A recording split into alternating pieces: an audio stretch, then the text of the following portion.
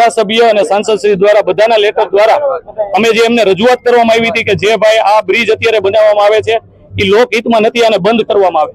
2 મહિનાથી જઈને national highway ઓથોરિટીની તાનાશાહી ચલાવતી હોય એમ કોઈ પ્રકારનો સાંસદશ્રીને ધારાસભ્યને અમને કોઈ પણ જવાબ દેવા તૈયાર નથી. 1 અઠવાડિયા પહેલા કલેક્ટર સાહેબ પાસે અમે આવ્યા હતા, અમારી રજૂઆત મૂકી હતી. કલેક્ટર સાહેબે મારી હાજરીમાં નેશનલ હાઈવે ઓથોરિટીના અધિકારીઓને બોલાવ્યા તો ચૌધરી સાહેબને મારી સામે બેસાડીને એવું કીધું કે આ લોકોને ડિઝાઇન બતાવવામાં આવે અને બને ત્યાં સુધી આ પુલ રદ કરવામાં આવે. પણ જાણે એ તાનાશાહીમાં જીવતા હોય એમ ચૌધરી સાહેબ બીજા દિવસે અમે એમની ઓફિસે ગયા હતા, એને મળ્યા ત્યારે એનું સ્પષ્ટ કહેવાનું હતું કે ના તો તમને ડિઝાઇન બતાવવાની છે, ના તો આ બ્રિજ બંધ કરવાનો છે.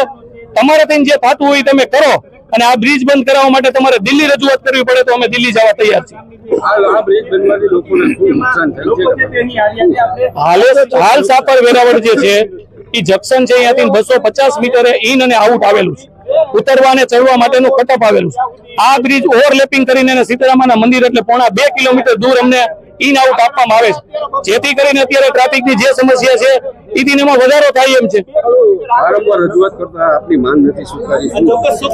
ક્યાંક ને ક્યાંક એવું લાગે છે કે નેશનલ હાઈવે ઓથોરિટી એમના કોન્ટ્રાક્ટરનો લાભ અપાવવા માંગતી હોય એવું મને લાગે છે.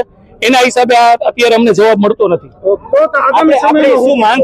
આગામી સમયમાં અમારે કલેક્ટર સાહેબને આવેદન આપીને એમાં સ્પષ્ટ લખેલું છે કે અઠવાડિયામાં આનું નિવારણ નહીં આવે, આ પુલ બંધ નહીં થાય તો અનશન આંદોલન કરશું અને નહીં થાય તો અહીંયાથી દિલ્હી કૂચ કરશું.